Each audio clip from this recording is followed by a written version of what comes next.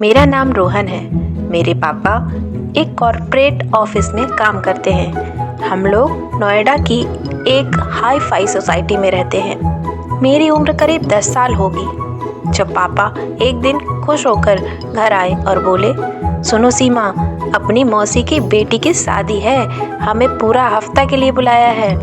Mummy ने थोड़ा असमंजस में कहा, अच्छी बात है, लेकिन हम पूरे 7 दिन कैसे रुकेंगे वहाँ, वो भी एक गांव में। वहाँ के रीति रिवाज, घूंघट वूंघट, ये सब करना पड़ेगा मुझे। पापा बोले, अरे बहुत मज़ा आएगा, सालों से गांव नहीं गए, पुराने रिश्तेदारों से भी नहीं मिले।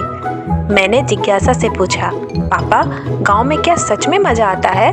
पापा मुस्कुराए, बहुत। शुरू में थोड़ा अजीब लगेगा, लेकिन फिर दिल ही वहीं पे लग जाएगा।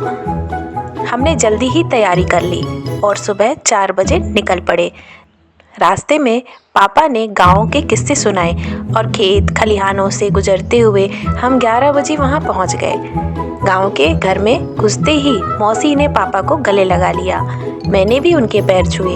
मम्मी अंदर गईं और पहली बार मैंने उन्हें घूंघट करते हुए देखा। मैं बार बार उनका घूंघट उठाकर हंस रहा था और मम्मी घूंघट के अंदर से गुस्से में घूर रही थी। गांव में हर कोई पापा को जानता था। लोग रोहितवा कहकर पुकार रहे थे और हालचाल पूछ रहे थे। मुझे ये देखकर हैरानी हुई, क्योंकि हमारे सोसाइटी में तो कोई किसी को पहचानता भी नहीं है। शादी की तैयारियां जोरों शोरों पर थी। हल्दी, मेहंदी और भात की रस्में चल रही थीं। औरतें आंगन में पारंपरिक गीत गा रही थीं, जिसे सुनने का नया अनुभव था। आखिरकार शादी का दिन आ ही गया। बारात घर के बाहर रुकी हुई थी। जयमाला सीधे आंगन में हुई और फिर दावत शुरू हो गई। सब लोग पत्तलों में जमीन पर बैठकर खा रहे थे। पापा भी मेहमानों की सेवा में लगे हुए थे।